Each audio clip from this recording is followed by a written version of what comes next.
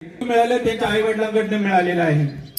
आपण पाहतो की आज शनिवार आहे, दर शनिवारी न चुकता या शनी हनुमानाच्या मंदिरामध्ये येऊन ते दर्शन घेतात। शनिवारच्या दिवशी न चुकता पूजा करतात। त्या मंदिराचं जीर्णोद्धाराचं काम कुणी मदत करू अगर न करू स्वतः पुढाकाराने घेऊन ग्रामस्थांच्या सहभागातून ते काम करत असतात। अतिशय आध्यात्मिक आणि उच्च विचारसरणी असणारे हे कुटुंब आणि त्यांचाच मुलगा सन्माननीय गौरव शेठ यांनी आपल्या पुतणीसाठी तिच्या पहिल्या वाढदिवसासाठी एक काकांचं पत्र लिहिलं होतं आणि पत्र इतकं सुंदर होतं की प्रत्येकाने ऐकावं, पाहावं, वाचावं। आपल्या आयुष्यामध्ये आपण काय करू शकतो, मोठे झाल्यावर आपण कोणाचे विचार घ्यायचे, हे सर्व विचार आपल्या पुतणीसाठी तिने मांडलेले होते। अगदी झाशीची राणी असेल, शिवाजी महाराज असतील, जिजामाता असतील, प्रभू श्रीरामचंद्र असतील, पंतप्रधान मोदीजी असतील, अशा अनेकांचे उदाहरणं दाखले त्यांनी या पत्रामध्ये दिलेले आहेत। आणि आपल्या पुतणीसाठी त्यांनी एक चांगले विचार मांडले आणि माझ्या मनात आलं की खरंच आपल्या शाळेतील या विद्यार्थ्यांसाठी जर यांच्या विचारांचा जर फायदा झाला तर खरंच आजच्या जीवनामध्ये संस्काराला खूप महत्व आहे। आणि ही जी पिढी आहे हिला जर योग्य मार्गदर्शन मिळालं तर नक्कीच ही पिढी चांगली घडणार आहे। आणि म्हणून आजचा जो व्याख्यानाचा विषय आहे, जीवनातील संस्काराचं महत्व, या विषयावर सन्माननीय गौरव शेठ या ठिकाणी मार्गदर्शन करणार आहेत। सर्वप्रथम या आजच्या जे व्याख्याते आहेत यांचा आपण सत्कार करणं हे आपलं प्रथम कर्तव्य आहे। शाळेच्या मुख्याध्यापिका सन्माननीय चिखले मॅडम यांना विनंती करतो की आपण या ठिकाणी बुके देऊन त्याचा सत्कार करावा। अभंग मॅडम, सत्कार मॅडम या बसा।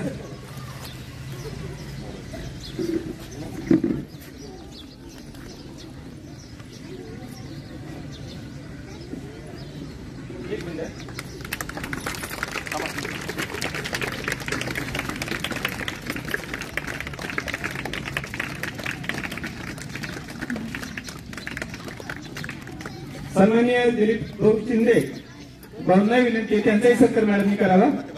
बाहेर गेले ना, त्यांच्या मातोस लोंढे मॅडम यांना विनंती करतो की आपण त्यांचा सत्कार करावा।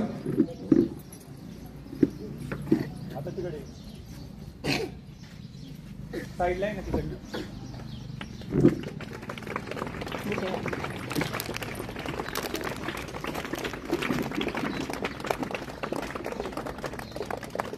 धन्यवाद।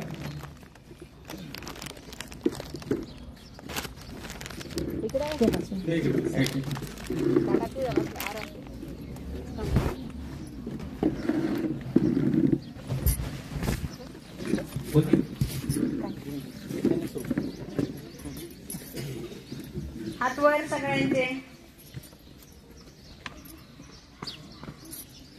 हात बांधायचे आणि एकदम शांत चित्ताने ऐकायचे की आपल्याला आपल्या या धकाधकीच्या जीवनामध्ये आपल्याला जे संस्कार आपले आहेत त्या संस्कारांचं महत्व या विषयावर आपल्याला आजचे लाभलेले व्याख्याते सन्माननीय गौरव शेठ यांचं अतिशय आमच्या शाळेच्या वतीने मनपूर्वक असं स्वागत। आणि त्यांना मी विनंती करते की तुम्ही आता व्याख्यानाला सुरुवात करा।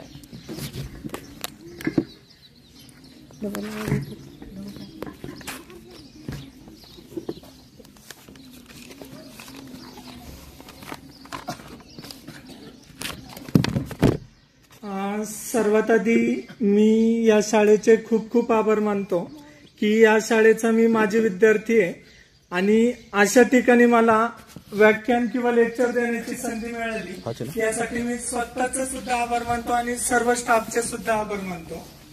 शिवनेरी किल्ल्यावर ज्यांचा जन्म झाला ते आपल्या संपूर्ण महाराष्ट्राचं नव्हे तर आपल्या संपूर्ण देशाचं वैभव। त्यांचं नाव काय? सगळे एकत्र सांगा। छत्रपती शिवाजी महाराज। तर आता त्यांच्या गोष्टीने आपण आपल्या व्याख्यानाची सुरुवात करूया। माझ्या मागे सर्वांनी म्हणायचंय छत्रपती शिवाजी महाराज की जय, छत्रपती शिवाजी महाराज की जय, छत्रपती शिवाजी महाराज महाराज की आता आपण छत्रपती शिवाजी महाराजांचा गौरव करतो, प्रत्येक जागी त्यांचं नाव घेतो, परंतु छत्रपती शिवाजी महाराज घडले कसे याचा आपण कधी विचार करत नाही. आज आपल्या व्याख्यानाचं जे कारण आहे, व्याख्यानाचा जो विषय आहे तो म्हणजे संस्कार. आणि ते संस्कार घडतात कसे तर त्यांच्या ज्या मातोश्री आहेत, मातोश्रींचं नाव काही सांगायचं सगळ्यांनी एकदा, जिजाऊ मातांनी जे संस्कार दिले त्याच्यातून घडले आपले छत्रपती शिवाजी महाराज. म्हणजे महत्वाचं काय असतं की आज आपल्या समाजामध्ये आपण पाहतो, सहज म्हटलं जातं शिवाजी जन्म पण कुठे, शेजारच्या घरात. कारण काय तर आपल्याला आधी जिजाऊ व्हावं लागेल, आपल्याला आधी शहाजी महाराजांसारखं काम करावं लागेल, तर आपल्या पोटी छत्रपती शिवाजी महाराजांसारखा गोंडस मुलगा जन्माला येऊ शकतो. परंतु ती जबाबदारी घेण्याचं काम कोणाचं आहे तर आधी पहिल्या पिढीचं काम आहे की मला आधी जिजाऊ बनायचंय, मला आधी शहाजी राजे बनायचंय, तर मी एक उत्तम राजा किंवा एक उत्तम प्रशासक घडवू शकतो. आता छत्रपती शिवाजी महाराजांचा ज्यावेळी राज्याभिषेक झाला तर त्यावेळी त्यांनी एक राजमुद्रा तयार केली. ती फक्त स्वतःच्या राज्यापुरती नव्हती तर राज्यातल्या प्रत्येक प्रजेला सामावून घेणारी होती. त्या राजमुद्रेमध्ये काय लिहिलं होतं कोणी सांगू शकतं का आपल्याला? पुढे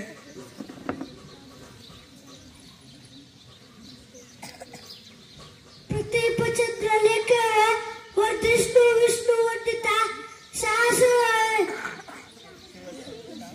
सहस्रशा मुद्रा मुद्राय उजळते.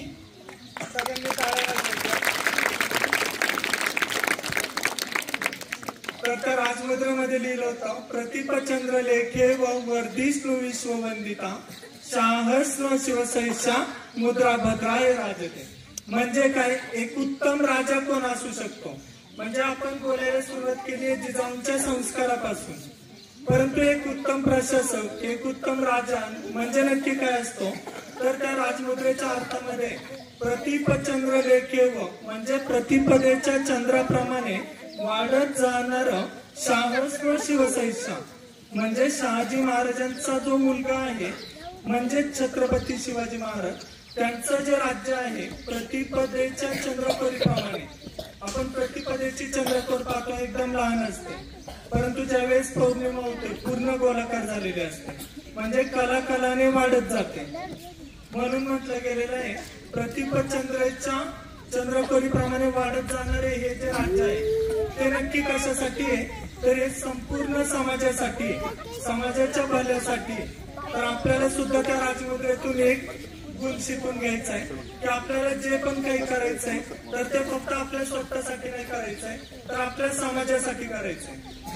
तर याचं एक उदाहरण म्हणून तुम्हाला सांगतो.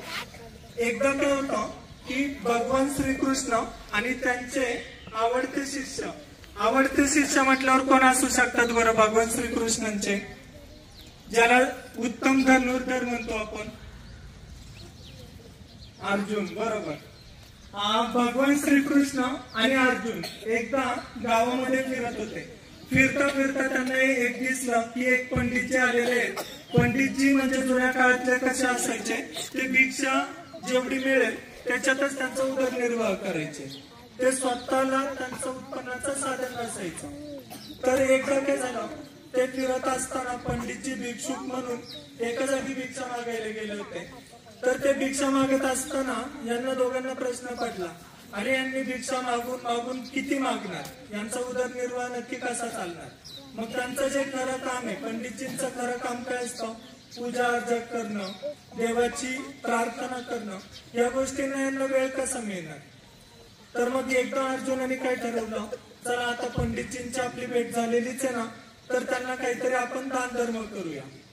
त्यांनी बोलवलं पंडितजींना. पंडितजींनी त्यांना नमस्कार केला, वंदन केलं आणि सांगितलं की देवा तुम्ही आम्हाला बोलवलेलं आहे त्याचं नक्की कारण काय.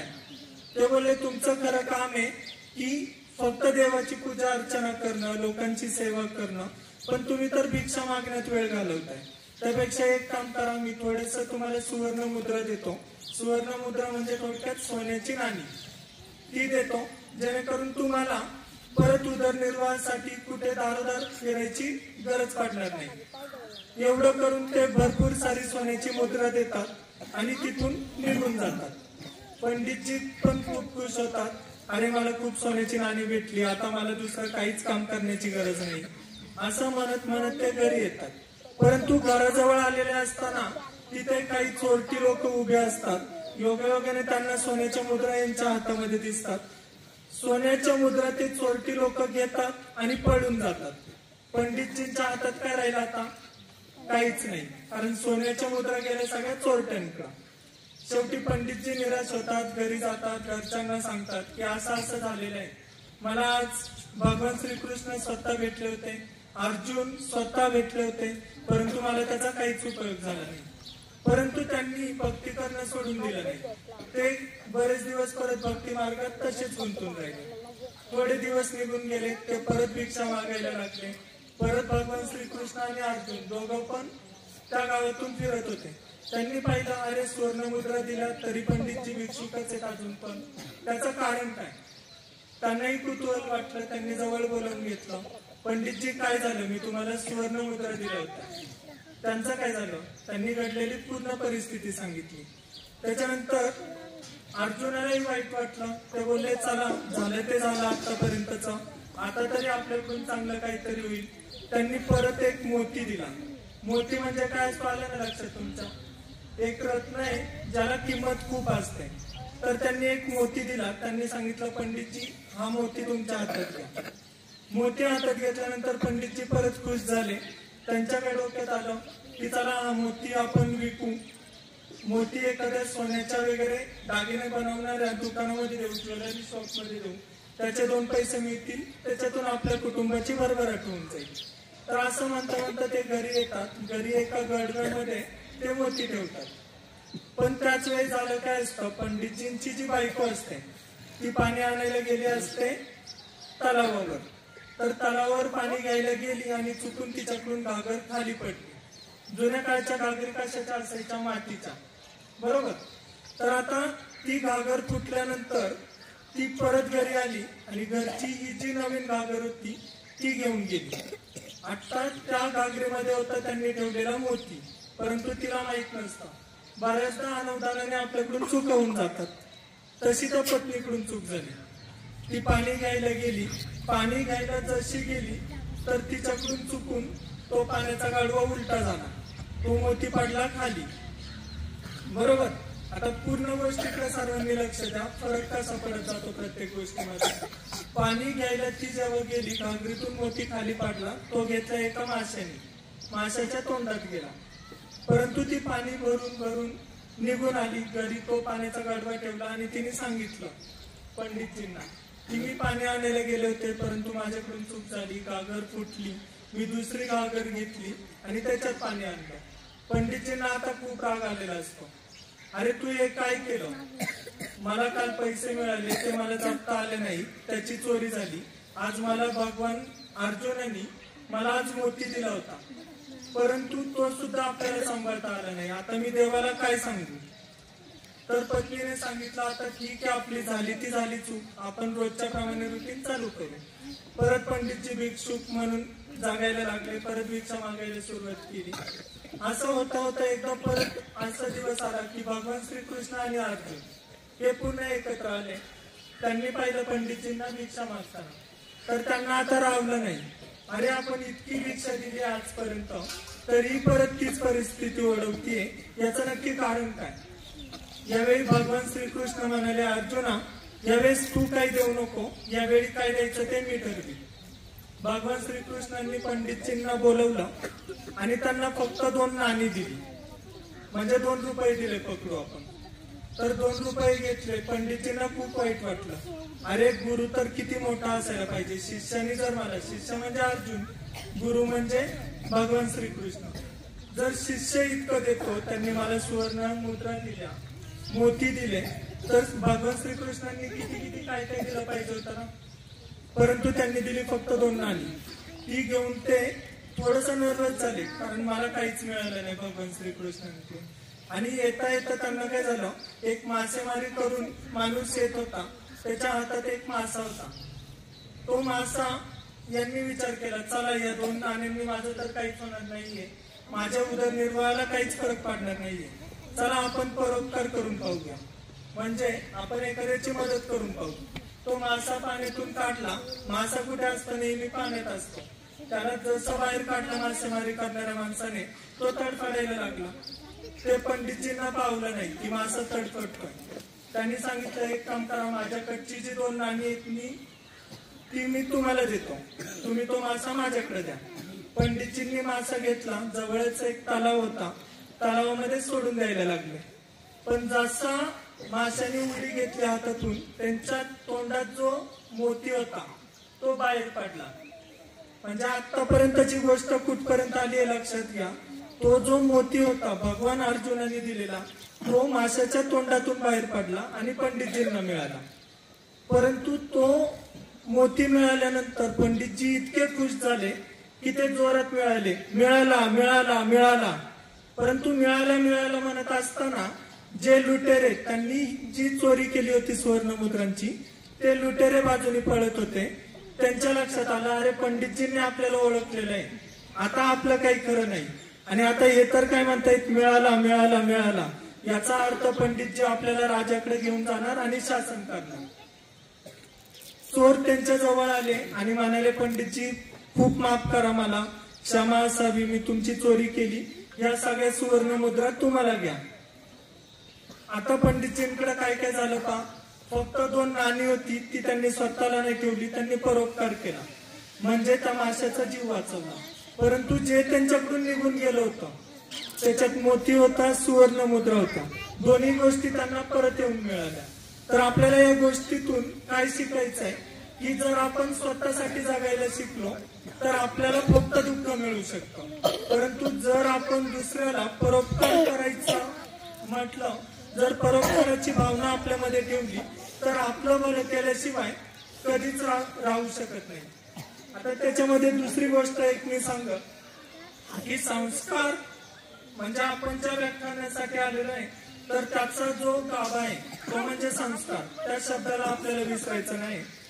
ज्यावेळी आपण रोज सकाळी झोपेतून उठतो, आंघोळ वगैरे करतो, तर आता सर्वांसाठी मी एक छोटंसं काम देणार आहे. तर एक छोटासा मंत्र आहे, तर तो आपण रोज सकाळी म्हणायचा आहे. आता मी आज व्याख्यानाला आलोय, मी खूप मोठा शिकलेलो आहे किंवा खूप मोठा काही आहे, तत्वज्ञानी आहे, अशातला फार मोठा भाग नाहीये. परंतु या शाळेत शिकत असताना या वर्गातली मला एक आठवण आहे की माझे वर्ग शिक्षक होते देविदास दशरथ शेळके सर. आता आपण बोलताना नेहमी बोलून जातो का, गुरुने दिला ज्ञानरूपी वासा, आम्ही चालवू हा पुढे वारसा. पण नक्की चालवतो का? परंतु तो वारसा नक्की काय असतो हे आपल्याला नक्की समजून घ्यायचंय. मी वर्गात 7वीच्या वर्गात शिकत असताना एकदा सर आले होते आणि सरांनी आम्हाला 2 श्लोक शिकवले होते जे मला आजही आठवतात. आणि रोज आंघोळ झाल्यानंतर मी न चुकता ते श्लोक नक्की म्हणतो. ते श्लोक आज मी तुम्हाला देणार आहे. याचा अर्थ मी तुमच्यावर उपकार करणार आहे असं नाही, परंतु सरांनी जे मला संस्कार दिले तर ते थोडक्यात तुमच्यापर्यंत पोहोचवणार आहे फक्त. तर ते 2 श्लोक असे होते. तुम्हाला समर्थ रामदास स्वामी माहित आहेत का सगळ्यांना? त्यांनी जे श्लोक रचलेले आहेत त्याला कोणते श्लोक म्हटलं जातं? जोरात सांगा मला एकदा. मनाचे श्लोक.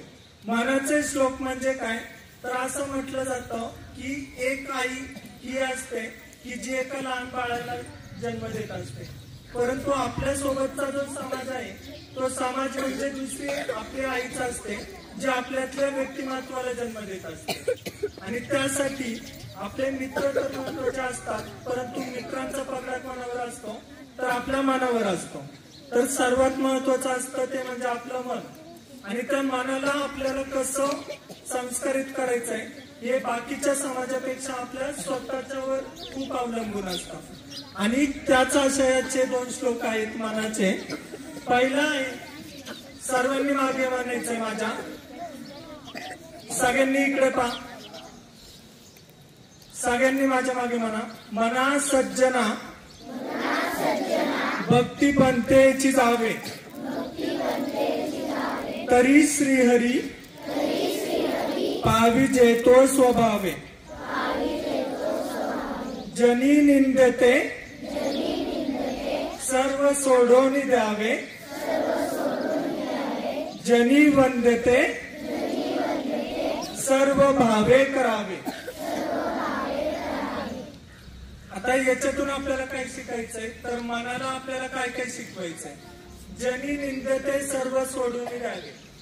आता समजा एखाद्या मुलाने दुसऱ्या मुलाला शिवी दिली. शिवी देणं हा आपल्याकडचा खूप गौरवास्पद मानलं जातं की नाही बाबा मी त्याला शिव्या देऊन गप्प केलं, बरोबर.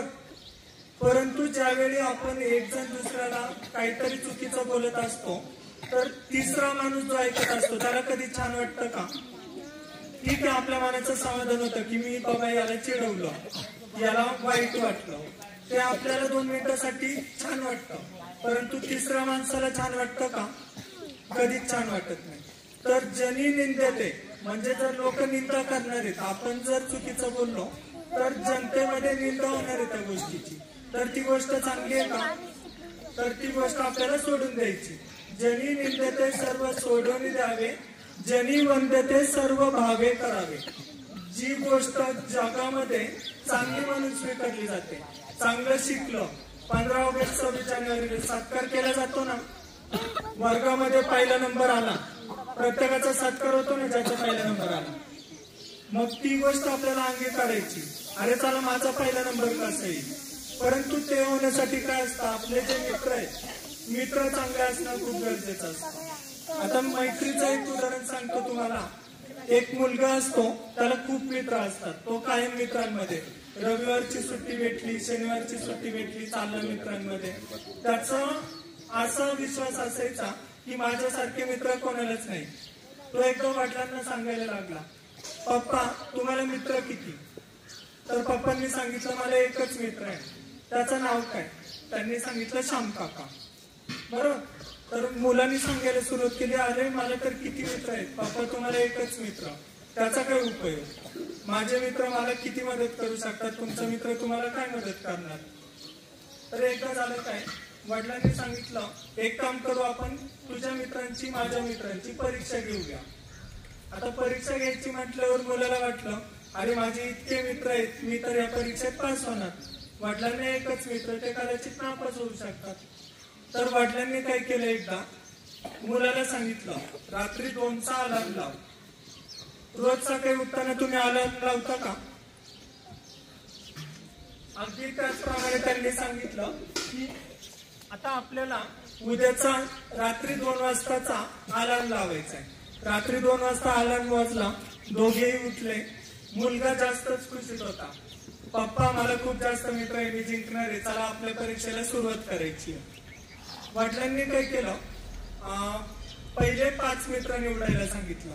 5 मित्र निवडले मुलांनी. पहिल्याचा फोन लावला रात्री 2 वाजता. पहिल्या मुलांनी फोन उचलला आणि सांगितलं अरे मला खूप झोप आली आहे, आपण नंतर बोलू. फोन कट झाला. दुसऱ्याला फोन केला, त्याने बऱ्याच रिंग वाचल्या, त्याने फोनच उचलला. तिसऱ्याने फोन उचलला, त्याने सांगितलं अरे मला उद्या जरा घरच्यांसोबत बाहेर जायचंय, मी आता बोलू शकत नाही तुझ्याशी, आपण शाळेत भेटल्यावर बोलू. असं करता करता 5व्या मित्रापर्यंत पोहोचले. 5व्या मित्राने फोन उचलला. यांनी क्लिअर कट ऐकलं की त्याने त्याच्या आईकडे फोन नेऊन दिला आणि सांगितलं मी आजारी आहे, सांग, मी आता बोलू शकत नाही. मुलाला खूप वाईट वाटलं. तो म्हटलं एक काम करा पप्पा, मी हारलो समजा, पण आता परीक्षा पूर्ण नाही झालेली, तुमच्या मित्राची मला परीक्षा घ्यायची. आता वडिलांनी सांगितलं एक काम कर, मी फोन नाही करत, तू रात्रीचे 2 वाजलेले आहेत, आता तू श्याम काकांना फोन कर. त्यांनी फोन घेतला आणि श्याम काकांना फोन केला आणि सांगितलं काका आमचं थोडंसं काम आहे. श्याम काका बोलले फक्त 2 मिनिट काम, आणि फोन कट केला. मित्र म्हणजे लहान मुलगा जो होता खूप हसायला लागला, पण तो कमीत कमी माझे मित्र काय म्हणाले शाळेत गेल्यावर बोलू तरी, परंतु पप्पा तुमचा मित्र असा कसा? तो म्हटला 2 मिनिटांनी बोलून फोनच कट केला. अक्षरशः हसायला लागला मुलगा. परंतु 2 मिनिट पूर्ण झालेत पण नव्हते तर दरवाजाची कडी वाजली. दरवाजाची कडी वाजली तसा मुलगा पळत गेला आणि त्याला वाटलं अरे रात्री 2 वाजता आपल्याकडे कोण आलं. जाऊन दरवाजा उघडला आणि पाहतो तर काय, श्याम काका उभे. श्याम काकांनी दरवाजा उघडल्या सांगितलं माझा मित्र कुठे आहे. तर यांनी पप्पांना आवाज दिला, ते दरवाजामध्ये आले. त्यावेळेस श्याम काकांनी दोन्ही हात पुढे केले. एका हातात होते पैशांचा बंडल आणि दुसऱ्या हातात होती गाडीची चावी. श्याम काकांचं म्हणणं असं होतं की जर रात्री 2 वाजता माझ्या मित्राचा फोन येतोय तर मी बोलण्यात वेळ घालवण्यात मजा नाही. मला एकतर आर्थिक संकट असू शकतं मित्रावर, त्यामुळे मी माझ्याकडे जे थोडेफार पैसे होते ते घेऊन आलो. आणि कदाचित मेडिकल इमर्जन्सी असू शकते, कदाचित डॉक्टरकडे जायचं असेल तर मी पटकन गाडी सुद्धा घेऊन आली. सांग मित्रा मला नक्की की तुझी गरज काय. त्यावेळी त्या मुलाच्या डोळ्यातून खूप पाणी आलं आणि त्यावेळेस त्यांनी लक्षात आलं क्वांटिटी महत्वाची नसते तर क्वालिटी महत्वाची असते. मित्र 2 कमी असू द्या परंतु जे असतील ते चांगले असू द्या. आता हे करत असताना ज्यावेळी मित्र असतात परंतु या मित्रांमध्ये बऱ्याचदा दरी पडते. त्याचं महत्वाचं कारण काय असतं, आता तुम्ही जेवढे पण मित्र आहेत सगळ्यांना एकमेकांची नावं माहीत असतील नक्कीच, बरोबर. परंतु ते नाव माहीत असताना या वयामध्ये आता आपण 7वी पर्यंतची मुलं आहात, तुम्हाला हे माहित असतं का एकमेकांचा धर्म कोणता आहे, एकमेकांची जाती कोणती आहे, हे नक्कीच माहित नसतं ना. आपल्या डोक्यात काय असतं, मी मुलगा आहे तो मुलगा आहे, आम्ही दोघं मित्र. मी माणूस आहे तो माणूस आहे, आम्ही दोघं मित्र. परंतु ही फूट कधी तयार होते मित्रांनो, ज्यावेळेस आपण थोडस मोठं होतो, कॉलेजमध्ये जातो, कॉलेजमधून थोडस पुढे निघून जातो, त्यावेळेस आपण राजकीय सभा वगैरे ऐकतो. त्यावेळेस ते लक्षात येतं, अरे मी आतापर्यंत गौरव होतो पण आज मी मराठा आहे. शेजारचा मुलगा XYZ त्याचं नाव असं होतं परंतु तो वंजारी समाजाचा आहे. 3रा मुलगा तो धनगर समाजाचा आहे. 4था मुलगा तो माळी समाजाचा आहे. परंतु आपल्याला लक्षात ठेवा, हे वापरायचंय फक्त जे फॉर्म भरले जातात ना तिथे विचारलं जातं तिथंच फक्त. परंतु आपल्याला सगळे मित्र एकच आहेत हे समजून वागायचंय. कारण राजकीय लोक बऱ्याचदा काय होतात, राजकीय स्वार्थासाठी आपल्यामध्ये भेद तयार करतात. परंतु आपण जेवढी पण लोक आहेत आता सगळ्यांनी एक म्हणून राहिलं तरच आपण पुढे जातो. आता मी तुम्हाला एक सांगतो, सेनापती बापट यांचं नाव ऐकलेलं आहे का तुम्ही सर्वांनी. सेनापती बापट फार मोठे कवी होऊन गेलेले आहेत आपले. तर त्यांची एक कविता आहे, हा देश माझा याचे भान जरासे राहू द्या रे. किती जणांना माहिती आहे ही कविता, माहित आहे ना कविता. आता त्याचे जे बोल आहेत, म्हणजे सुरुवातीला त्यांनी सांगितलं हा उंच हिमालय माझा, या गंगा यमुना शेती धरती बाग बगीचा माझा. हे ठीक आहे, फक्त देशाचं कौतुक केले. परंतु पुढे गेल्यावर ते काय सांगतात, म्हणजे आपले जे धर्म आहेत ते आपण कसे सोडून दिले पाहिजे.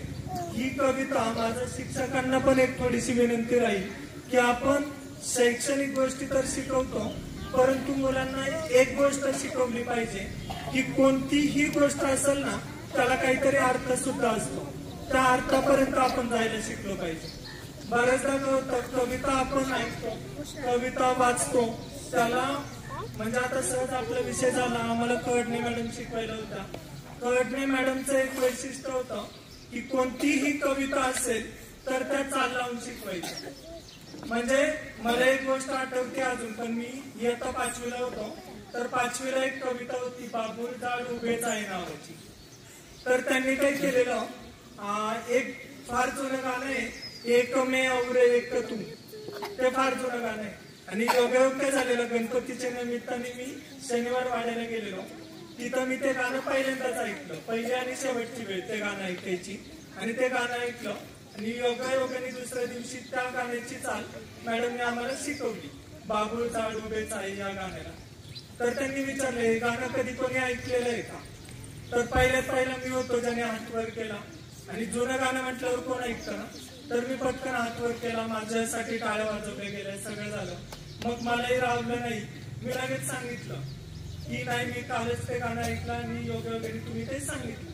तर मला सांगायचं असं होतं, आपले शिक्षक आपल्यासाठी खूप काम करत असतात, जसं की कळणे मॅडमनी केलं की आपल्यापर्यंत ती कवितेचे बोल पोहोचावे यासाठी त्यांनी ती चाल रचली आणि ते आपल्यापर्यंत पोहोचवलं.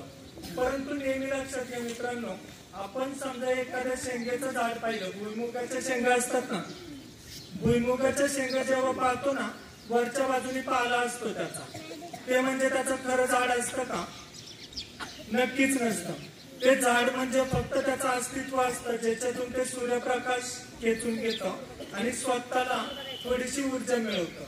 परंतु भुईमुगाच्या शेंगांना तोपर्यंत अर्थ नसतो जोपर्यंत आपण त्या भुईमुगाच्या शेंगा जमिनीतून वर काढत नाही.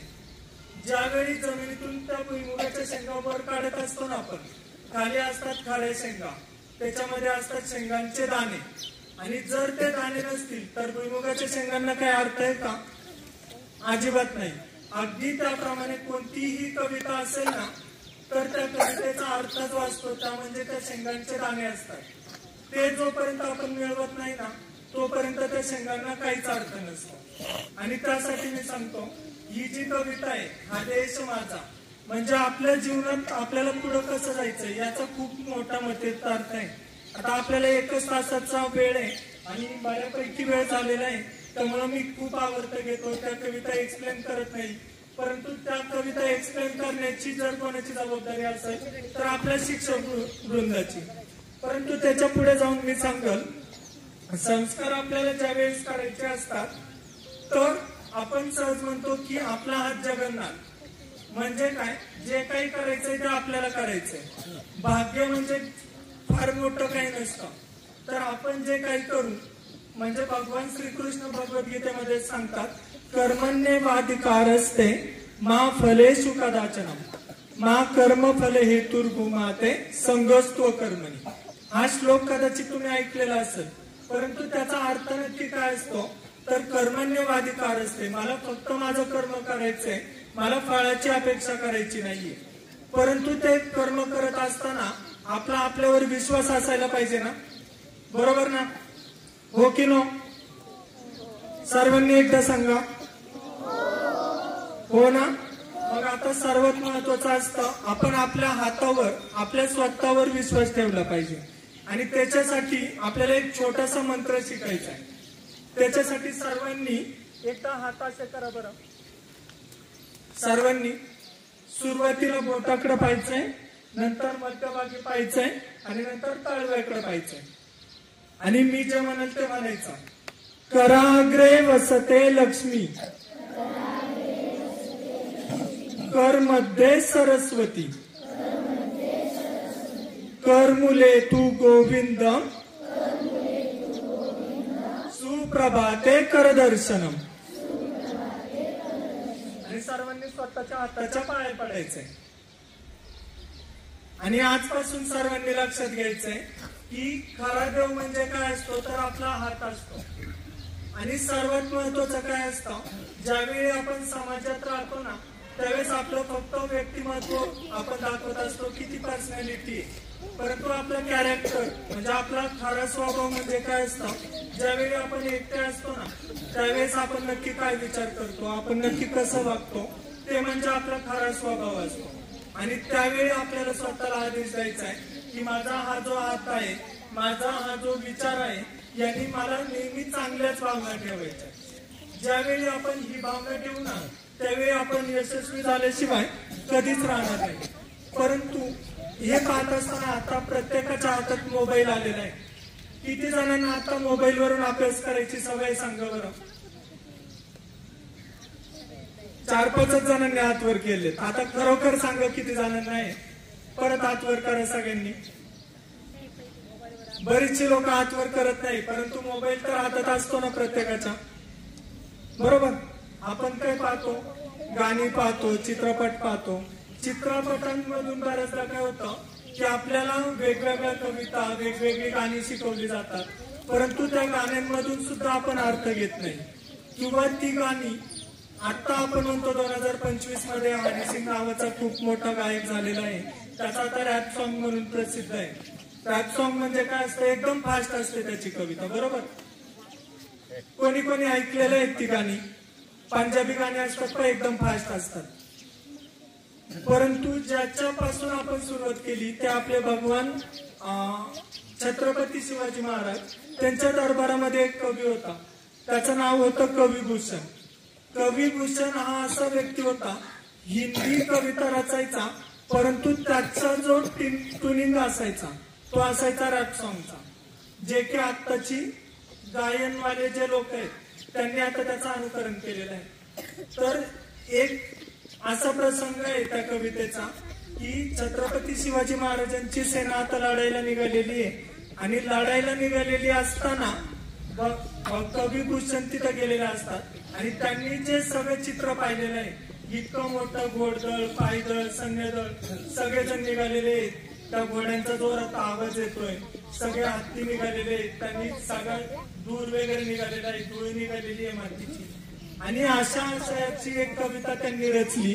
ती अशी होती, सजी चतुरंग सेनांग में उमंगधारी सरज शिवाजी जंग जितन चलत आहे, भूषण बनत नाद बिहतन गरन के नदी न तमद गैबरन के रलत आहे, ऐल फैल के बैल खलक में गेल गेल गजन के तैल पैल सैल उचलत आहे, तारस तारे में दुरी दारत पर लगत जिमी थारा पर पारा पारावर आलत आहे. आता ज्यावेळी आपण हनी सिंगची गाणी ऐकतो ना तर आपल्याला खूप फास्ट वाज ऐकायला मिळतं, परंतु ज्यावेळी हे बोलतो ना तर कविता खूप मोठी आहे. एक एक शब्द जर म्हटलं ना तर खूप मोठी कविता आहे, परंतु 30 सेकंदात ती पूर्ण बोलून होते. त्याचं कारण काय, जर आपण आपला इतिहास पाहिला ना, खूप मोठा इतिहास आहे आपल्याकडे. आपल्याला बाकी काही शिकायचं नाही. शालेय पाठ्यपुस्तकातून जे काही शिकतो ना त्याच्यासोबत फक्त इतिहास आपल्याला चांगला शिकायचा आहे. इतिहास म्हणजे फक्त इतका नसतो की रजिया सुलतान म्हणजे नक्की कोण होती, औरंगजेब म्हणजे नक्की कोण होता.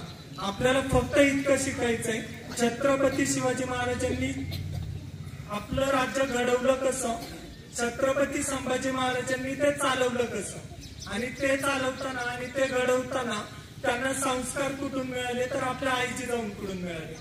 तर त्या संस्काराबद्दल बोलत असताना मी तुम्हाला सांगेल, ससा आणि कासवाची गोष्ट कोणाला कोणाला माहित आहे? सर्वांना माहित आहे. आता मी थोडक्यात ती गोष्ट परत सांगतो तुम्हाला, जी आपण पारंपरिक पद्धतीने ऐकतो. तर पहिली गोष्ट आहे की ससा गेला कासवाकडे, त्यांनी सांगितलं आपण शर्यत लावू. ते दोघं पण पळत जातात, ससा विश्रांतीसाठी थांबतो, कासव शर्यत जिंकतो. इथपर्यंतची सगळ्यांना माहित आहे ना. आता दुसरी गोष्ट सांगतो तुम्हाला. एकदा परत कासवाला वाटतं की आता मी खूप मोठा झालेलो आहे, आता मी माझ्या पद्धतीने शर्यत ठेवणार, मी परत जिंकून दाखवणार. कासवाला माहित असतं की मी परत जर शर्यत घेतली तर मी याच्या पुढे टिकू शकत नाही. मग अशा वेळेस कासव काय करतो, मध्ये एक नदी ठेवतो, अलीकडच्या बाजूने पळत जायचं, नदी पार करायची आणि डोंगर चढून जायचा. तर कासवाला एक माहित असतं की सशाला कोणत्याही परिस्थितीमध्ये नदी पार करता येणार नाहीये. कासव जातो परत सशाकडे, सशालाही वाटतं अरे चला त्यावेळेसचा बदला आता पूर्ण होईल आणि त्या निमित्ताने आपल्याला आपण जिंकलो असं पण करते. तर तो जातो, परत शर्यत चालू होते. थोडस पळताना ससा पुढे निघून जातो, नदी लागते, नदी पार करता येत नाही सशाला, कासव नदी पार करतो, शर्यत जिंकतो. आता दुसऱ्यांदा कोण जिंकला सांगा? कासवच जिंकला. आपल्याला काय वाटणार की कासवा श्रेष्ठ आहे, सशाला शर्यत जिंकता येत नाही. तिसरी वेळ येते, तिसऱ्या वेळेस ससा काय म्हणतो, एक काम करू, मागच्या वेळेस टार्गेट तू दिलं होतं, यावेळेस टार्गेट मी देणार. त्यांनी सांगितलं जी पहिली शर्यत होती तिचं अनुकरण करायचंय, फक्त आपल्याला डोंगर चढून जायचंय. तर कासव तयार होतो, त्याच्या डोक्यात काय, अरे मी आता कुठेही जिंकू शकतो, मी पहिल्यांदा जमिनीवर जिंकलोय, दुसऱ्यांदा पाण्यात जिंकलोय. परत जातात. कासवाचं स्पीड कसं असतं, मंद गतीने स्लो चालतो बरोबर, आणि ससा कसा असतो, फास्ट पळतो. परंतु आता सशाला माहित असतं जर मी जास्त गर्व केला, जर मी आरामाचा प्रयत्न केला तर मी यावेळेस हारणार आहे. तर यावेळेस ससा काय करतो, तर अजिबात न थांबता, अजिबात गर्व न ठेवता त्याच्या खऱ्या स्पीडने पळत जातो. यावेळेस कोण जिंकला असेल सांगा बरं मला, ससा की कासव? ससा. त्याचं कारण काय, त्यांनी स्वतःचा जो खरा धर्म आहे पळणं तो सोडला नव्हता. आणि दुसरी गोष्ट जी गची बाधा म्हणतो आपण, गाढवाची बाधा असते, ती त्यांनी स्वतःला करून घेतली नसते. त्यामुळे जिंकला कोण? ससा. मग आता मला सांगा श्रेष्ठ कोण, ससा की कासव? ससा. पण जर पाण्यातली शर्यत असेल तर कोण श्रेष्ठ? कासव. जमिनीवर असेल तर कोण श्रेष्ठ? कोण? ससा जमिनीवर, पाण्यात कासव. आणि जर अशी शर्यत ठेवली मग 5वी वेळ येते की आता ठरवायचं असतं की नक्की श्रेष्ठ कोण. मग एक जण काय करतो, बाकीच्या प्राण्यांचा राजा असतो, राजा येतो तिथं आणि त्याने सांगितलं मला आता खरी शर्यत घ्यायची आहे, तुमच्या दोघातला खरा श्रेष्ठ कोण. आपल्याला मित्र कसे निवडायचे असतात नाही, याचं मला एक उदाहरण द्यायचं आहे. आपल्यातला श्रेष्ठ कोण, 2 मित्र असतात, त्यातलं जर निवडायचं गेलं तर त्याचं हे उदाहरण आहे. मग यांनी सांगितलं की आता 2 पद्धतीने शर्यत होईल. निम्मा वेळ आपल्याला तलावात पोहोच जायचंय आणि निम्मा वेळ तुम्हाला जमिनीवर चालायचंय. बरोबर. आता तुम्हाला काय वाटतं दोन्हीतलं कोण जिंकल? निम्मा वेळ हा, निम्मा वेळ तो, कोण जिंकल? कोणच नाही ना. परंतु ही गोष्ट त्यांच्या दोघांच्या सुद्धा लक्षात आली होती, ससा आणि कासवाच्या. पाण्यामध्ये मास्टरी कोणाची आहे? कासवाची. जमिनीवर मास्टरी कोणाची आहे? सशाची. जर दोघांनीही एकमेकांचा विरोध केला तर कोणीच शर्यत जिंकणार नाही. परंतु त्यावेळेस दोघांनी डोकं चालवलं, दोघांनी एकमेकांना मदत करायचं ठरवलं. कासवानी सांगितलं सशाला, ज्यावेळेस आपल्याला तलाव पार करून जायचंय त्यावेळेस मी तुला उचलून घेईल, तू फक्त माझ्या पाठीवर थांब, आपण तलाव पार करून जाऊ. परंतु ज्यावेळेस आपण जमिनीवर उतरू त्यावेळेस मला चालता येणार नाही आणि जमिनीवरची मास्टरी तुझी आहे. तर ज्यावेळेस आपण जमिनीवर उतरू त्यावेळेस तू मला पाठीशी घे आणि आपण दोघं मिळून शर्यत जिंकू. आता सर्वात महत्वाचं लक्षात घ्या, जर दोघांनी विरोध केला दोघं हरणार आहेत. आणि त्या पद्धतीने त्यांनी केलं. ज्यावेळेस सगळ्या जंगलातले प्राणी आले शर्यत पाहायला, त्यांना सुद्धा आश्चर्य वाटलं, अरे दोघे जण एकत्र आले, दोघे सुद्धा शर्यत जिंकतात. आणि दोघांनी विरोध केला तर दोघे सुद्धा शर्यत हारतात. आपल्याला सुद्धा असंच करायचंय की एखाद्या गोष्टीत, समजा गणितात एक मित्र पुढे, विज्ञानात दुसरा मित्र पुढे, तुम्ही दोघांनी एकमेकांची मदत करा. एकमेकांना विरोध नाही करायचा, अरे तू गणितात मठ आहे, मी गणितात प्लस आहे. कदाचित तो दुसऱ्या क्षेत्रामध्ये पुढे असू शकतो. आता बऱ्याचदा एक उदाहरण ऐकलं जातं की जर सचिन तेंडुलकरला सांगितलं असेल की तू गायन क्षेत्रामध्ये पुढे जा, तो पुढे गेला असता का? विराट कोहलीचं नाव सगळ्यांनी ऐकलंय. कोण येतो? बरोबर. त्याचं खरं क्षेत्र काय? बॅटिंग. जर त्याने बॉलिंगला सुरुवात केली असती तर गेला असता का तो इतका पुढं? नक्कीच नाही. मग प्रत्येकाचं आपलं एक क्षेत्र असतं ज्याच्यामध्ये आपण पुढे जाणार असतो. तर ते क्षेत्र फक्त आपल्याला निवडायचंय आणि ते क्षेत्र निवडत असताना आपल्या सोबतचे जे गुरु आहेत त्यांना आपल्याला जवळ करायचंय. कारण एक गोष्ट नक्की लक्षात ठेवा, समजा आपल्याला पाणी भरायचंय तर तो गाडा उलटा असणं गरजेचं आहे की सरळ असणं गरजेचं आहे? सरळ असणं गरजेचं आहे. बरोबर. म्हणजे काय, जर तो उलटा असेल तर त्याच्याबद्दल एक म्हण आहे, वाक्प्रचार आहे. कोणती आहे सांगा बरं? पालत्या गाड्यावर पाणी. बरोबर. मग जर तुम्ही गुरूंकडे जाताय परंतु जर आपले कान दुसरीकडेच आहेत, तिसरीकडेच आहेत, तर गुरु जे सांगणार आहेत ते आपल्यापर्यंत पोहोचणार आहे का? अजिबात नाही. त्यामुळे आपला गाडा कसा असला पाहिजे? नेहमी सरळ असला पाहिजे. आता बऱ्याचदा काय होतं, छोट्या छोट्या गोष्टींमधून आहे ना आपल्याला आपल्या शिक्षकांकडून खूप काही शिकायला मिळतं. परंतु आपलं एक लक्षात घ्या, शाळेमध्ये जेव्हा येतो तेव्हा आपले गुरु कोण असतात? शिक्षक. परंतु असं म्हटलं जातं की आपल्या जीवनातला लहानपणचा पहिला गुरु कोण असतो? आई असते. बरोबर. पण आता मला सांगा, तुमच्या जीवनात सगळे मिळून गुरु किती आहेत?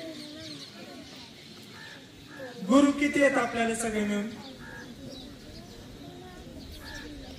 कोणीतरी एकाने हात वर करून सांगा. एक जण हात वर करा कोणी पण.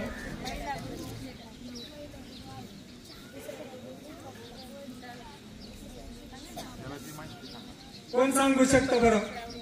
एकानेच हात वर करा कोणी पण पटकन. हा पुढे एक मिनिट. बरोबर. 3 गुरु सांगितले, आपले शिक्षक, आई आणि वडील. बरोबर. आता इयत्ता 7वीला कोण कोणी सांगा मला? आहेत ना? मला माहित नाही ऍक्च्युली, मला होती ती कविता, बिना भिंतींची ही उघडी शाळा. आहे का आता कविता मला? नाही ना. त्या काळात एक आम्हाला कविता होती, बिनभिंतींची ही उघडी शाळा, लाखो इथले गुरु. म्हणजे एक गुरु नसतो, प्रत्येक गोष्टीतून आपल्याला काही ना काही शिकायचं असतं. आपल्याला हे जे दिसतात ते 7वी पर्यंतचे गुरु आहेत. तुम्ही कॉलेजला गेल्यावर सांगा, हे गुरु आपल्याला शिकवायला येणार आहेत का?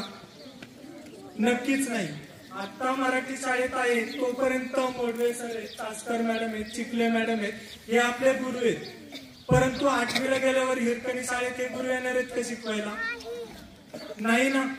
मग आपल्याला त्यावेळेस फक्त या गुरूंच्या आठवणी ठेवायच्या, परंतु त्यावेळेस गुरु बदलणार आहेत. परंतु तुम्ही एक विचार करा, ज्यावेळेस आपल्याला डिग्री हातात भेटणार आहे, ज्यावेळेस आपलं कॉलेज पूर्ण होणार आहे, त्यावेळेस कोणता शिक्षक असणार आहे का आपल्यासोबत? नक्कीच नाही. फक्त सोबत काय असणार आहे? त्या शिक्षकाने दिलेले संस्कार, त्या शिक्षकाने दिलेले आठवणी. बरोबर, आपल्याला त्या आठवणी घेऊन पुढे जायचंय. परंतु हे करत असताना सर्वात महत्वाचं असतं नक्की गुरु कोणाला मानायचं. तर गुरु ही प्रत्येक गोष्ट असते.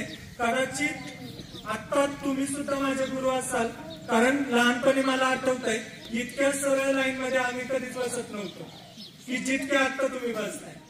तर तुम्ही सुद्धा माझे गुरु झाले का नाही? बरोबर ना. मग आपल्याला काय पाहिजे? बिनभिंतींची ही उघडी शाळा, लाखो इथले गुरु, झाडे वेली पशु पाखरे यांची गोष्टी करू. बरोबर. म्हणजे मुंग्या जरी पाहिल्या आपण, मुंग्या अशा कधी दिसतात का? एक मुंगी इकडे, एक मुंगी तिकडे, सगळ्या लाईन मध्येच असतात का नाही? आपल्याला त्यांचं सुद्धा गुण घ्यायचं. मधमाशी असते, मधमाशी अख्ख्या झाडाला त्रास देत नाही, फक्त त्यांना जितका रस शोषून घ्यायचा असतो ना तितका काढून घेतात, सुंदर असं मध तयार करतात आणि त्या मधामुळं त्या औषधी गुणधर्म सुद्धा चांगले असतात, जे आपल्याला सुद्धा कामाला येतात. अगदी अशा प्रमाणे छोट्या मोठ्या गोष्टींमधून आपल्याला या गोष्टी समजून घ्यायच्या. पण संस्कार करत असताना सर्वात महत्वाचा असतो देव. देव म्हणजे नक्की काय असतं? तर फक्त मंदिरातली एखादी मूर्ती म्हणजे देव नसतो. सर्वांनी नक्की लक्षात घ्या, मंदिर नक्की कशासाठी असतं? आपण मंदिरात सगळेजण जातो ना. किती जण जाता मंदिरामध्ये? सगळेजण जाता. मंदिरात कशासाठी जातो सांगा बरं आपण? कशासाठी? पाया पडण्यासाठी. बरोबर. आता मला एक सांगा, मंदिरात ज्या मूर्ती असतात त्या कशासाठी असतात?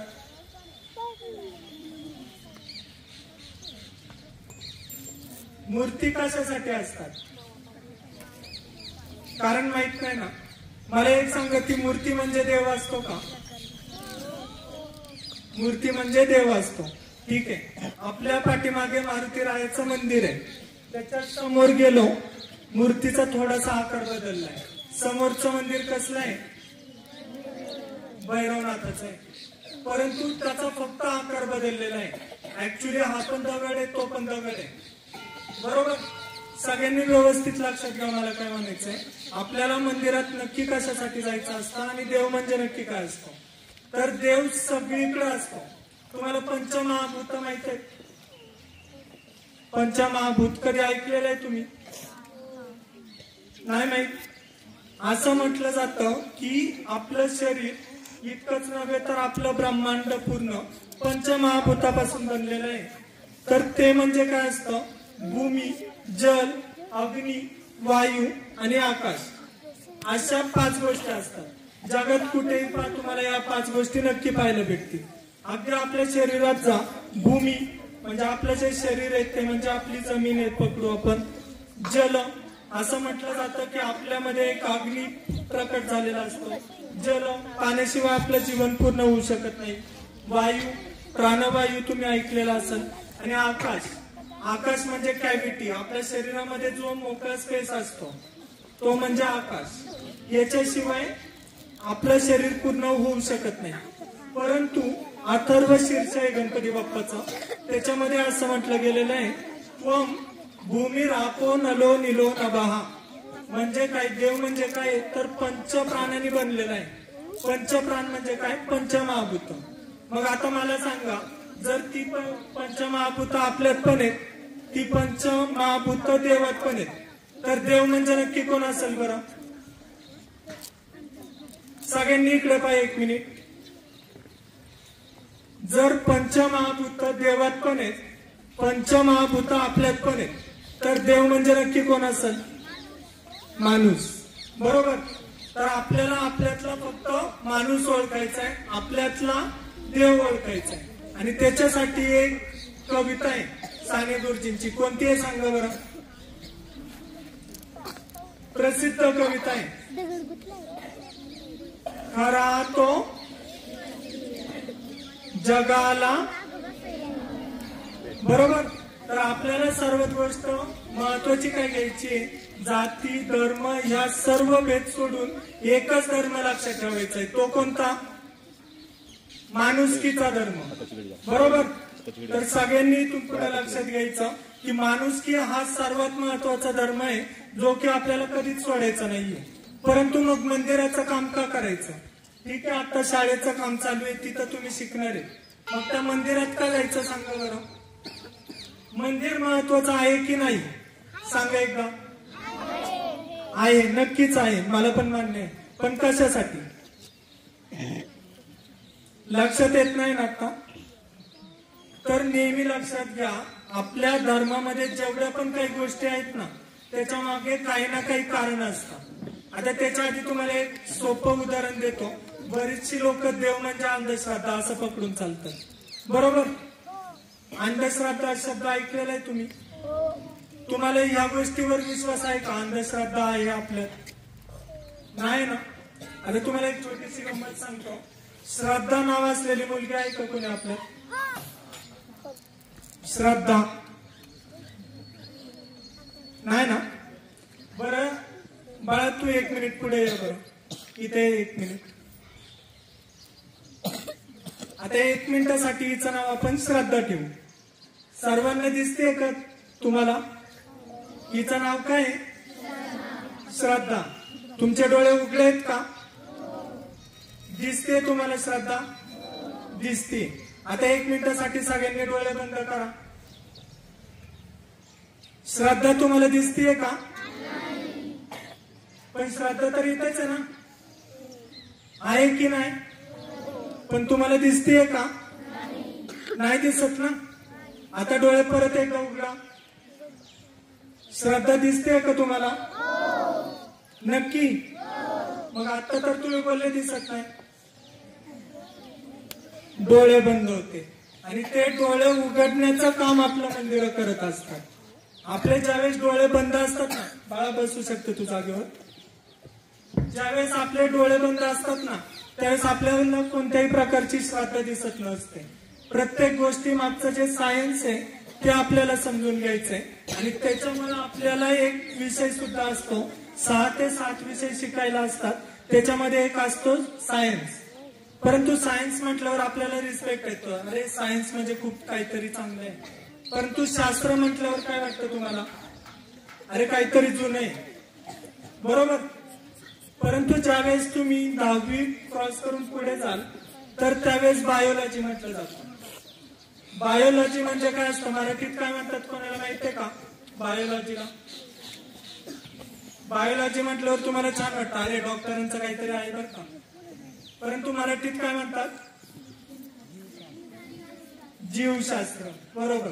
शास्त्र म्हटल्यावर तुम्हाला चुकीचं काहीतरी वाटतं, अरे गावठीच काहीतरी दिसतं. बायोलॉजी काहीतरी भारी दिसतं. परंतु बायोलॉजीचा जन्म कुठून झालेला आहे? जुन्या काळातल्या आपल्या वेदांमधून.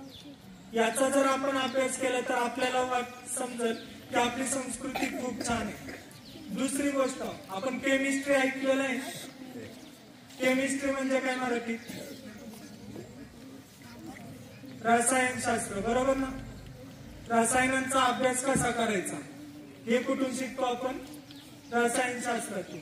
ते जुन्या काळापासून आहे, परंतु आपण आता केमिस्ट्री मानायला लागलो. बरं ठीक आहे, आता तुम्हाला एक छोटस उदाहरण सांगतो. देव म्हणजे नक्की काय असतं? आतापर्यंत आपण काय ऐकलेलं आहे की देवाचे प्रकार किती? पहिले 3 देव कोणते मानतो आपण सांगा मला. बाळा तू बरोबर बोलली, उभे राहून सांग.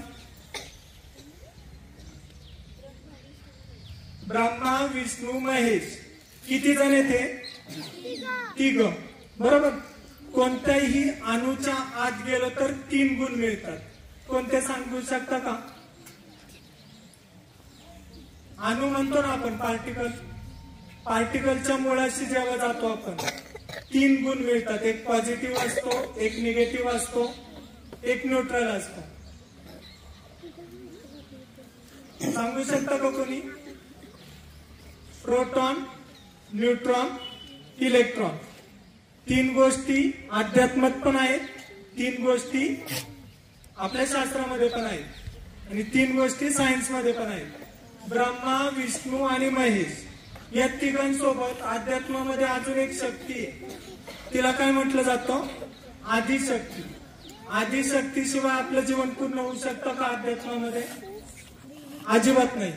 तसंच प्रत्येक अणूमध्ये प्रोटॉन, न्यूट्रॉन आणि इलेक्ट्रॉन आहे, परंतु जर इलेक्ट्रॉनिक एनर्जी नसेल तर एनर्जी शिवाय कोणती गोष्ट पूर्ण होऊ शकते का? अजिबात नाही. तर मला एकच गोष्ट सांगायची आहे, सायन्स चुकीचं आहे का? अजिबात नाही. अध्यात्म चुकीचं आहे का? अजिबात नाही. आपल्याला फक्त काय करायचंय, शाळेतलं शिक्षण आणि मंदिरातलं अध्यात्म दोन्ही एकत्र आणून आपल्याला संस्कारित बनायचंय. आणि त्याच्यासाठी काय करायचंय, श्रद्धा दिसण्यासाठी आपल्याला काय करायचंय? श्रद्धा कधी दिसणार आपल्याला? डोळे उघडल्यावर. त्यासाठी आपल्याला स्वतःला संस्कारित करायचंय. तुम्ही मला सांगा, मी फक्त सांगण्याचं काम केलं, डोळे बंद ठेवणं, उघडे ठेवणं कोणाच्या हातात होतं? तुमच्या स्वतःचं होतं ना. उद्या मी सांगितलं डोळे बंद करा आणि तुम्ही केलेच नाही, उपयोग आहे का? नाही. आपल्या मुख्याध्यापक मॅडमनी सांगितलं डोळे बंद करा, तुम्ही केलेच नाही, उपयोग आहे का? बरं, आता उलट करू. मॅडमनी सांगितलं डोळे उघडा, तुमची दृष्टी चांगली होईल, पण तुम्ही डोळे उघडतच नाही, डोळे बंदच आहेत, उपयोग आहे का? नाही. मग सर्वात महत्वाचं एक असतं, गुरु जे देणार आहेत ते तर आपल्याला घ्यायचंच आहे. जे मंदिरात जाऊन आपल्याला श्रद्धा मिळणार आहे ती तर घ्यायचीच आहे, परंतु त्याच्यासाठी आपली ओंजळ नेहमी रिकामी असायला पाहिजे. एखाद्याचे हात जेव्हा रिकामे असतात असं काही नसतं की तो नेहमी भिकारीच असतो, बरोबर? कदाचित असंही असू शकतं की ओंजळीत जेवढं होतं सगळं त्यांनी दान करून आलेलं असू शकतो. त्यामुळे दुसऱ्याला कधी आपल्याला तुच्छ लेखायचंय का? अजिबात नाही. परंतु आपली ओंजळ नेहमी मोकळी असायला पाहिजे, तर आपण नवीन ज्ञान ग्रहण करू शकतो, बरोबर? तर आता बऱ्यापैकी वेळ पण झालेला आहे, तर आता तुम्हाला फक्त शेवटची एकच गोष्ट सांगतो आणि मी आपल्या बोलण्याला ब्रेक देतो.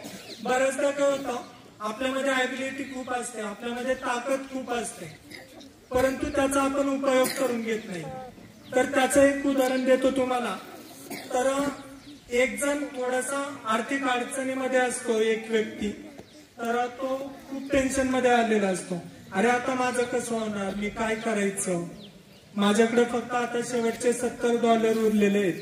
आता ऍक्च्युली अमेरिकेतली गोष्ट मी एक ऐकलेली आहे, त्यामुळे मी त्यांच्याच डॉलरमध्ये सांगतो, किंवा 5 मिनिटासाठी आपण आपल्या उदाहरणात घेऊ की त्याच्या डोक्यात असतं, अरे माझ्याकडे शेवटचे 50-50 हजार शिल्लक राहिलेले आहेत, माझं जीवन पूर्ण होऊ शकणार आहे का 50,000 2025 मध्ये? नक्कीच नाही ना. त्याला खूप टेन्शन येतं. तर त्याला त्याचा गुरु भेटतो. त्याचा गुरु सांगतो, एक काम कर, तुझ्याकडे 50,000 आहेत ना, त्या 50,000चं काही करता येतंय का बघ, तू टेन्शन घेऊ नको, त्या 50,000 तू काय करू शकतो? तर तो काय करतो, आता 50,000 करणार काय ना, तर एक शर्यत लागलेली असते घोड्याची आणि त्यांनी आशा सोडलेली असते की मी जिंकूही शकतो. चला मला 50,000 संपवायचेच आहेत. त्याने 50,000चं तिकीट घेतलं आणि त्या एका घोड्यावर लावलं. योगायोग असा होता की तो घोडा दिसायला कमकुवत होता, परंतु खूप फास्ट पळणारा होता, बरोबर? आपल्यासोबत आपल्या ईश्वरी शक्ती कसं कार्य करत असते त्याचं उदाहरण आहे. ज्यावेळी तो घोडा त्याने निवडला, शर्यत चालू झाली, तो शर्यत जिंकला. त्याच्याकडे होते 50,000, प्राइज होता पहिल्या नंबरचा 5 लाख रुपये. आता त्याच्याकडे किती झाले? 5 लाख रुपये, बरोबर? आता 5 लाख रुपये मिळाल्यावर त्यांनी काय केलं, सहज एक न्यूजपेपर हातात घेतला आणि न्यूजपेपर हातात घेतल्यावर त्याच्या लक्षात आलं की अरे 5 लाख सुद्धा 2025 मध्ये कमीच पडतंय, 5 लाखात काय येणार आहे ना.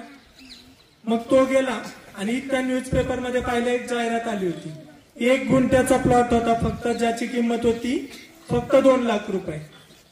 परंतु तिथं लिहिलं होतं की तो 1 गुंठा असा आहे की त्याच्या अर्ध्या गुंठ्यामध्ये एक सोन्याची खाण आहे, परंतु त्या खाणीमध्ये काहीच कामाला आलं नव्हतं आतापर्यंत.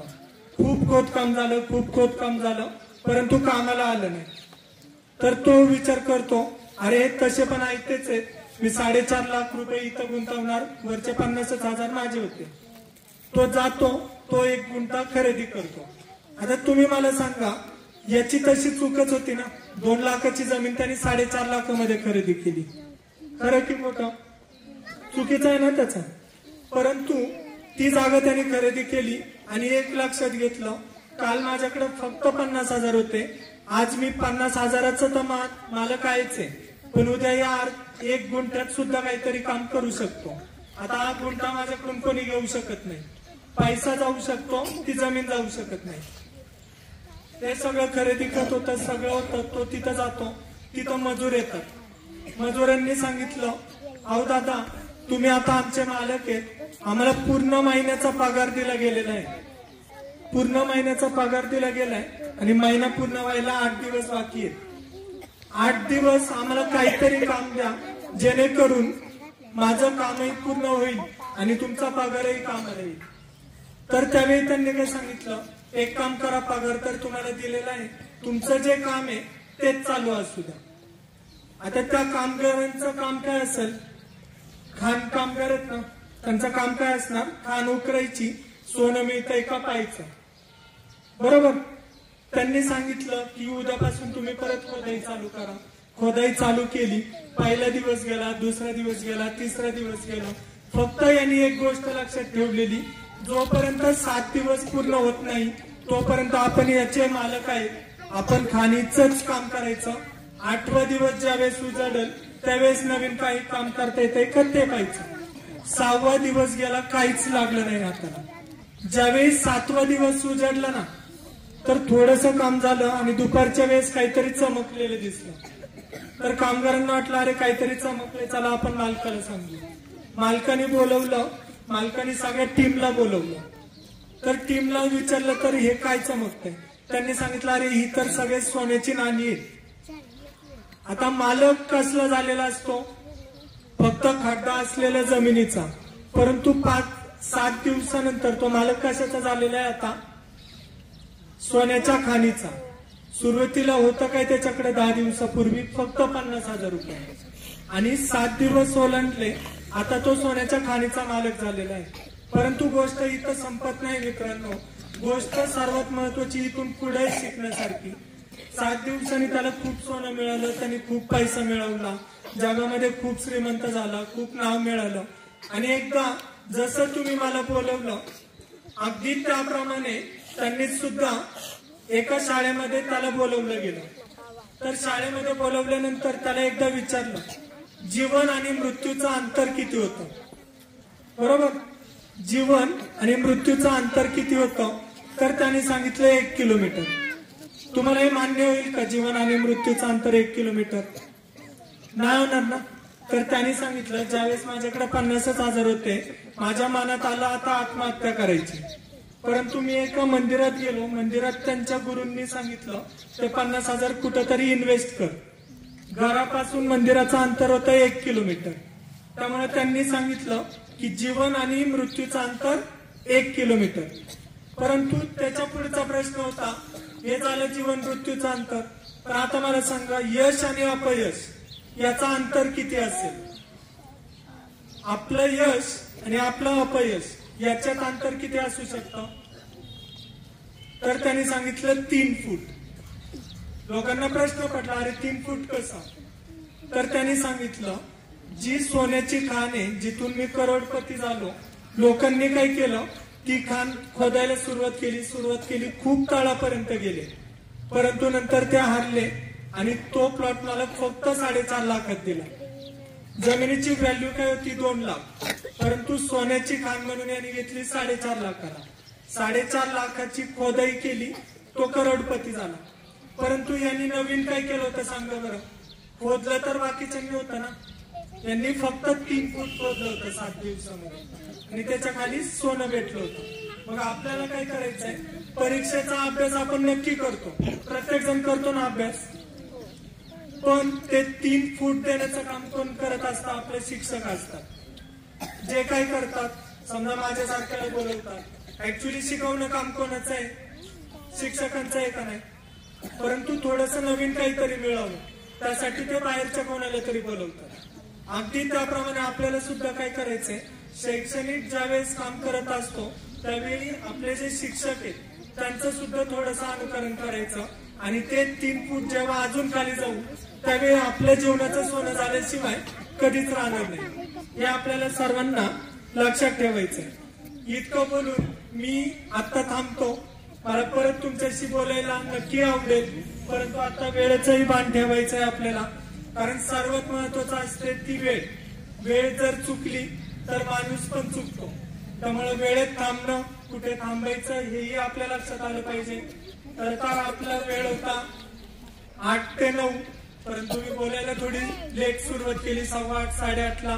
त्यामुळे मी तुमचीही माफी मागतो की मी 8:30चे जवळपास 9:30 केलेले आहेत आणि आता थांबणंही गरजेचं आहे. कारण कितीही जास्त बोललं तरी बऱ्याचदा आपण म्हणतो पालत्या गाड्यावर पाणी, बरोबर, किंवा दुसरे एक म्हणे सगळे मुसळ केरा. ते केरात जाण्याच्या आधी मी थांबणं गरजेचं आहे आणि त्यासाठी थांबतो. मला इथं बोलायची संधी दिली त्यासाठी मी सर्वांचे आभार मानतो. आणि एका गोष्टीची मी नक्की परत आठवण करून देईन की एक्स्ट्रा करिक्युलर ऍक्टिव्हिटीज म्हणजे नक्की काय असतात, एक्स्ट्राचे क्लासेस कशासाठी असतात. मगाशी मी सहज बोलताना बोललो की माझे जे त्या काळातले गुरु होते, सुरुवातीचे होते काका गुरुजी. काका गुरुजींनी आम्हाला फक्त शालेय पुस्तकं नाही शिकवली, ही जी काही झाडं लावलेली आहेत त्या काळात तिथं सुद्धा लॉन असायची, तर ते लॉन लावले. सर्व विद्यार्थ्यांना माळी कामापासूनचं शिक्षण कसं देता येईल याचा प्रयत्न केला. दुसरे आमचे केंद्र प्रमुख असायचे त्यावेळी दिवंगत दशरथ महादेव शेळके सर. ते कसे केंद्र प्रमुख होते, त्यांचा संबंध नव्हता बरं का शाळेत यायचा, परंतु ते सुद्धा दर रविवारी आमचे क्लासेस घ्यायचे. आणि त्यांच्यामुळे मी सांगेल, स्कॉलरशिप असेल, नवोदय असेल, NMMS असेल, प्रार्थना शोध परीक्षा असेल, याच्यात आमच्या विद्यार्थ्यांना खूप चांगलं यश मिळायचं. याचं कारण असायचं, देवीदास दशरथ शेळके सर हे आम्हाला शाळेचं शिक्षण द्यायचे, परंतु त्यांचे जे वडील असायचे ते आम्हाला शाळेच्या बाहेरचं सुद्धा शिक्षण द्यायचे. म्हणजे रविवारचा अभ्यास हा आम्ही रविवारचा पकडलाच नाही, तो स्कॉलरशिपचा अभ्यास मानला जायचा. आणि अशा प्रकारे ज्यावेळेस आपल्याला एक्स्ट्रा काही मिळतं ना तर ते मिळवण्याचं सुद्धा काम करायचंय. परंतु मागाशीच्या 2 श्लोक बोललो ना मी, उलट मी सरांना व्हॉट्सअपला टाकील, कदाचित सरांना माहितीही असेल. मी नक्की तुम्हाला आग्रह करीन, कराग्रे वसते लक्ष्मी. एक गोष्ट रोज सकाळी सगळ्यांनी म्हणायचंय, मी सुद्धा म्हणतो, त्यामुळे माझा अधिकार आहे. महात्मा गांधींची गोष्ट ऐकली असेल तुम्ही, साखरेची गोष्ट नाही माहित का? मग 5 मिनिट फक्त एक्स्ट्रा घेतो तुमचे. एकदा महात्मा गांधींना सांगितलं गेलं होतं की एक आई येते आणि सांगितलं माझ्या मुलाला सांगा की साखर खाऊ नको. महात्मा गांधी म्हणतात चालतंय, 8 दिवसांनी या, मी सांगतो. 8 दिवसांनी ते परत आले. महात्मा गांधींना विचारलं याला परत सांगा साखर खाऊ नको, तर महात्मा गांधी म्हटलं आता 2च दिवसांनी या फक्त. तर महात्मा गांधींनी सांगितलं म्हणून ते रिटर्न गेले आणि परत आले. महात्मा गांधींकडे आले. महात्मा गांधी बोलले माफ करा, आता फक्त 1 दिवस थांबा, उद्या या. दुसऱ्या दिवशी आले, परत तो मुलगा समोर आला. महात्मा गांधींना विचारलं तर महात्मा गांधी फक्त 1 वाक्य बोलले, बाळा साखर खाऊ नको. आता ही गोष्ट 8 दिवसापूर्वी पण बोलू शकत होते ना, परंतु ते त्यावेळेस बोलले नाही. तर यांना रावलं नाही त्याच्या आईला. अरे असं कसं गांधीजी, आम्ही 8 दिवस गेलो रिटर्न, 2 दिवस गेलो, 1 दिवस गेलो, तुम्ही आमच्या जीवनातले 10 दिवस घालवले कशासाठी? तर फक्त साखर खाऊ नको सांगण्यासाठी. तुम्ही तेव्हा का नाही सांगितलं? तर गांधीजींनी जे उत्तर दिलं ना ते फार मार्मिक आहे आणि ते आपल्याला अनुकरणीय सुद्धा आहे. तर ते फार महत्वाचं काय उत्तर होतं. गांधीजींनी सांगितलं तुम्ही 8 दिवसापूर्वी आले त्यावेळेस मला सुद्धा साखर खायची सवय होती, बरोबर. साखर खाणारा माणूस दुसऱ्याला सांगू शकतो का साखर खाऊ नको? नाही. त्यांचं प्रमाण कमी होत गेलं. 2 दिवसांनी ज्या वेळेस आले ना, त्यावेळेस पाहिलं गांधीजींनी दिवसात एकदाच साखर खाल्लेली, तरी त्यांना चुकीचं वाटलं. तर त्यांनी सांगितलं 1 दिवस परत थांबा. आणि ज्यावेळेस परत ते आले त्यावेळेस गांधीजींना वाटलेलं आता मी साखर खाणार नाही, परंतु त्यांनी स्वतःची परीक्षा घेतली, 1 दिवस मी माझ्यावर कंट्रोल करू शकतो का? ज्यावेळेस त्यांच्या लक्षात आलं मी पूर्ण दिवसात साखर खाल्ली नाही, त्यावेळी त्यांनी सांगितलं 10व्या दिवशी की बाळा साखर खाऊ नको. महत्वाचं काय असतं, जे आपण करतो तेच सांगण्याचा अधिकार पुढच्याला असतो. त्यामुळे मी एक अधिकारवाणीनी आणि मागाशी बोलल्याप्रमाणे एक शिक्षक म्हणून नाही, खूप मोठा तत्ववेत्ता आहे म्हणून नाही, एक तुमचाच मोठा भाऊ म्हणून सांगल, या 3 गोष्टींचं फक्त आचरण करा. जे की एक देण आहे मला माझ्या गुरुची, ते फक्त मी तुमच्यापर्यंत पोहोचवतोय. आणि दुसरी एक माझी पकडू की कराग्रे वसते लक्ष्मी, हे स्वतःच्या हाताकडे पाहून म्हणायचं आणि स्वतःचं करदर्शन करायचं, म्हणजे स्वतःच्या हाताचं दर्शन घ्यायचं. आणि दुसरे ते 2 मनाचे श्लोक, मना सज्जना भक्ती पंथेची जावे, तरी श्री हरी पाविजे तो स्वभावे, जनी निंदते सर्व सोडून द्यावे, जनी वंदते सर्व भावे करावे. हे आणि दुसरं, मना वासना दुष्ट कामा नये रे, मना धर्मता पाप बुद्धी नको हो, मना सर्वता पाप बुद्धी नको हो, मना अंतरी सार विचार राव.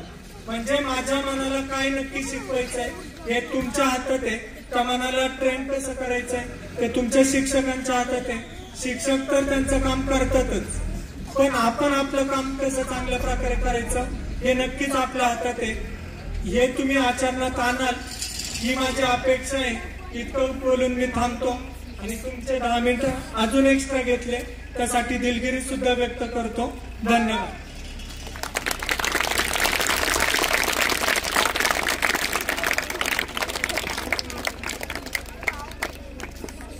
धन्यवाद सर. अतिशय उत्कृष्टरित्या आपल्या विद्यार्थ्यांना या ठिकाणी आपण मार्गदर्शन केलं. विद्यार्थ्यांनी एकदा जोरदार टाळ्या वाजवून त्यांचं अभिनंदन करा. खरं तर आपल्यासाठी अभिमानाची गोष्ट आहे, आपल्या शाळेत शिकलेला विद्यार्थी आपल्यासाठी आदर्श म्हणून या ठिकाणी येतोय, आपल्याला चांगल्या गोष्टी शिकवत आहेत. खरं तर घेण्यासारखं खूप आहे.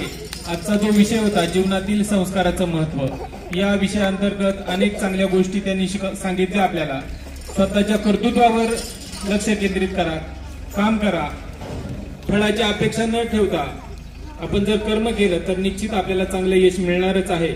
याचं जिवंत उदाहरण म्हणून आज एक यशस्वी उद्योजक म्हणून गौरव शेठ या ठिकाणी शिंदे सेल्स कॉर्पोरेशन मध्ये स्वतःची त्या ठिकाणी टाईल्सची कंपनी आहे. त्या ठिकाणी अनेक प्रकारचे टाईल्स त्या ठिकाणी मिळत आहेत. कजेऱ्याची तालुक्यातली नव्हे तर जिल्ह्यातली त्यांच्याकडे एजन्सी आहे. यासाठी ज्यांचं उत्कृष्ट असं मार्गदर्शन त्यांना लाभलं, चांगले संस्कार मिळाले. खरं तर मी त्यांच्या आई वडिलांचे आभार मानतो की आपण अतिशय गुणी हे मुलं आपण यांना संस्कारित केली आणि चांगलं शिक्षण दिलं. याचाच फायदा आमच्या सर्व विद्यार्थ्यांना होतो आहे.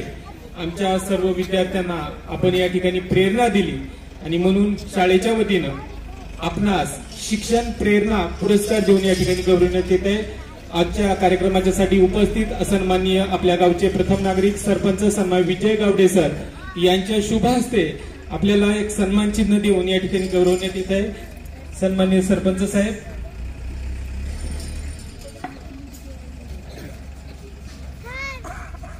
या ठिकाणी सन्मान चिन्ह देत आहेत, त्याचा त्यांनी स्वीकार करायचा आहे.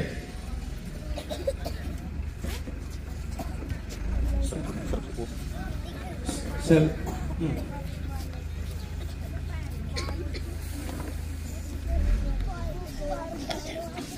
त्यांच्या मातोश्री यांनाही वडील यांना विनंती करतो की आपण या ठिकाणी त्यांच्या समोर यायचं.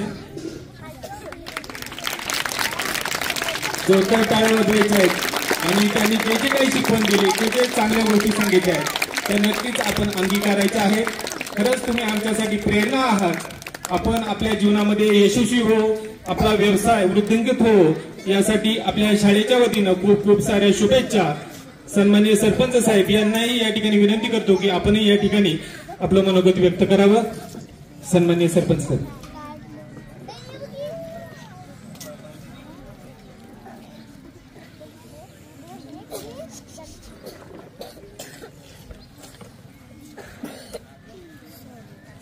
नमस्कार. जीवनातील संस्काराचं महत्व या विषयावरती आपल्या गावचे सुपुत्र आणि जिल्हा परिषद प्राथमिक शाळा आदर्शगाव गावडेवाडीचे माजी विद्यार्थी गौरव दिलीप शिंदे यांनी अतिशय छान असं मार्गदर्शन सर्व मुलांसाठी, त्यातलं काही बरंचसं मार्गदर्शन आमच्यासाठी सुद्धा, असं सर्वांसाठी उपयोगी असलेलं मार्गदर्शन आपल्याला या ठिकाणी केलेलं आहे. हे मार्गदर्शन करत असताना अतिशय अभ्यासपूर्व शैलीमध्ये गौरव शिंदेंनी खूप महत्वाचे असे विषय या ठिकाणी मांडले आणि ते विषय मांडत असताना त्यांना तुमच्या सहज लक्षात येईल अशा साध्या आणि सोप्या शब्दांमध्ये उदाहरणं देऊन त्या ठिकाणी तुमची दृष्टी कशी उघडी होईल आणि दृष्टी उघडल्यानंतर आपल्याला श्रद्धेचं दर्शन होतं. हे असे अनेक, मला सुद्धा इतकं ते आवडलं की काही काही उदाहरणं आधी दिली आणि त्याच्यानंतर त्याचा पुढे जाऊन ते कशासाठी दिले हे लक्षात आलं. तरी नक्कीच या सर्व मार्गदर्शनाचा आणि सांगितलेली काही महत्वाची जी काही तत्व आहे त्यांचा जर तुम्ही तंतोतंतपणे आपल्या जीवनामध्ये पालन केलं तर नक्कीच पुढे जाऊन मोठं यश तुम्हाला जीवनामध्ये मिळणार आहे. आणि खरंच मोडवे सर हे जर पाहिलं ना तरी मुलांना अकॅडमिक बरोबर त्यांची पर्सनॅलिटी डेव्हलपमेंट असेल, प्रेझेंटेशनचे स्किल असेल, स्टेज डेअरिंग असेल, या गोष्टीसाठी या गोष्टी होणं गरजेचं आहे. आणि आपल्या गावातूनच मी म्हणेल की याची सुरुवात झाली. मी गौरव शिंदे, त्यांचे आई वडील दिलीप दादा असतील, या सर्वांना या ठिकाणी धन्यवाद देतो. आपणही मुलांनी अतिशय चांगल्या प्रकारे प्रतिसाद देत हे सर्व ऐकून घेतलं. यातून नक्कीच आपल्याला फायदा होईल अशा आपल्याला शुभेच्छा देतो आणि थांबतो. जय हिंद, जय महाराष्ट्र. धन्यवाद सरपंच साहेब. आज आपल्याला गौरव शिंदे सरांनी जे मार्गदर्शन केलं, आपल्याला माहिती आहे की आपल्याला 5 मिनिटं बोलायचं सांगितलं तर आपल्याला अर्धा तास 1 तास वाचावं लागतं. 1.5 तास त्यांनी मार्गदर्शन केलं. म्हणजे किती अभ्यास आहे, किती वाचन आहे. आणि व्यवसाय करता करता आज व्याख्यानमाला या ठिकाणी व्याख्यान दिलेलं आहे. खरं तर अतिशय उत्कृष्टरित्या छोटी छोटी उदाहरणं, गोष्टी आणि लहान मुलांना समजेल अशा भाषेमध्ये सांगितलंय. खरंच अतिशय उत्कृष्ट या ठिकाणी आपलं मार्गदर्शन झालं. आम्ही शाळेच्या वतीनं आपले मनपूर्वक आभार मानतो. कारण 2च दिवस दिले होते त्यांना, जास्त वेळही नव्हता. परवाच्या दिवशी मी फोन केला दुपारी आणि लगेच हो म्हटले. आणि अतिशय सुंदर, मुलांनी कुठल्याही प्रकारे गडबड न करता शांततेत ऐकलं.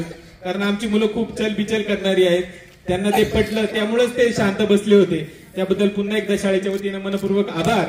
आणि असंच आपल्या शाळेतल्या विद्यार्थ्यांना करत जा, याबद्दल आपल्या मनपूर्वक आभार मानतो. थांबतो.